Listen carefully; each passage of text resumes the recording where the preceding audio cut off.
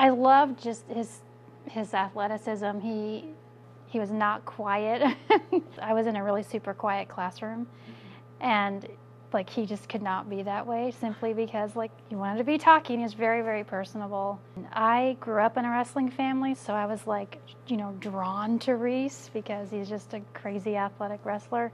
And so I was always really interested, and then he was also my student as well.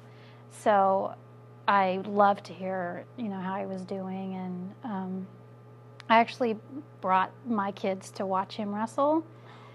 And my son was starting.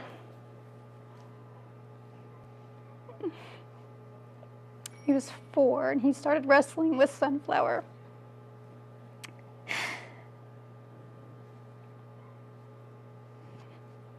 And I wanted Sid to meet Reece.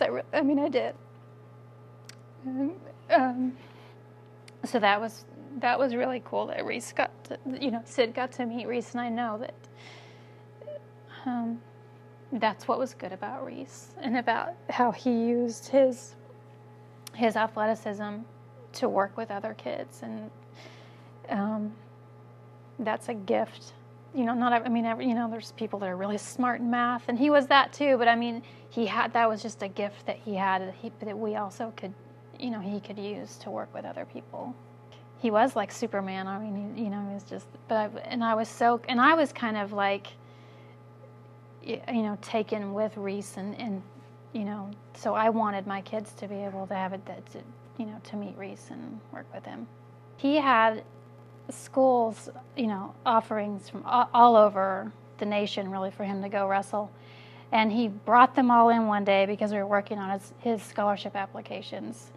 So I remember him bringing, I don't know, it was just a stack. I mean, so many people wanted him to wrestle. And at the time, his mom was in the hospital.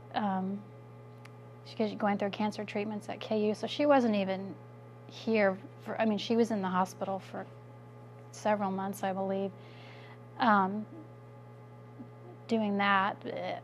But I just remember him bringing in all of those, you know, and kind of getting that all sorted and thinking about. But anyway, so I believe, from my understanding, he chose Newman because he still wanted to be close to his mom. I mean, and he knew that he would be able to, you know, it was a good program there as well. But I mean, he probably could have gone anywhere and wrestled, but he knew at that time he needed to stay kind of close to his mom and make sure people could have a chance to go watch him wrestle. We also had a student that year that was in a wheelchair, and I don't know, something happened, his battery broke or something, and those things are heavy. I mean, like, and I was like, and Reece would have to go push him for whatever reason until we got the battery working or something. And I mean, that thing is so heavy. Like, and Reece would be like, Reece, your turn, get on there, go out there. And it was up in the English hallway, and so that's another great memory I have of using, strong Reece to get up there and get him around the hallways up there. But I mean, he like, everybody is special, and you can say that about everybody.